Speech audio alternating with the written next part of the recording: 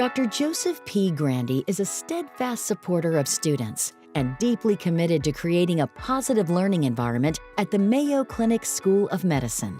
He was fundamental in the school's curriculum revision to maximize student engagement, and he created teaching assistantships to encourage third-year medical students to explore their interests in education scholarship. Since joining faculty in 1991, Dr. Grande has earned students' trust and praise. They have named him Teacher of the Year more than a dozen times. I developed my passion for teaching from my background. I was a chemical engineer as an undergraduate, and I always knew that I was interested in bringing engineering principles to medicine.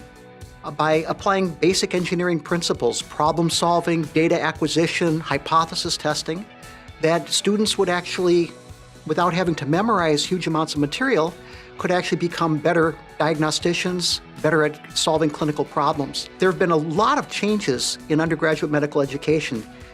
We're not trying to train basic scientists, but we're trying to provide undergraduate students with the skills that are necessary to solve problems.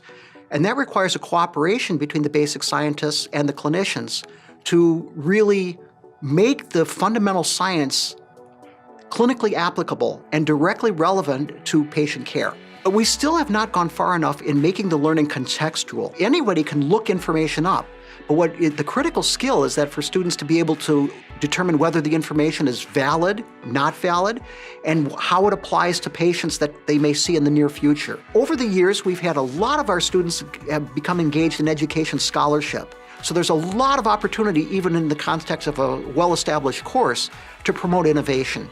And the students are in an excellent position to do that. There are three people I would like to thank. First of all, my wife.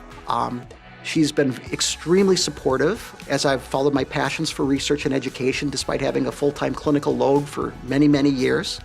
Michelle Halyard was the individual that supported me for this award, and I'm very grateful for that. Tom Vigiano. We've worked together in medical school administration, through education innovations.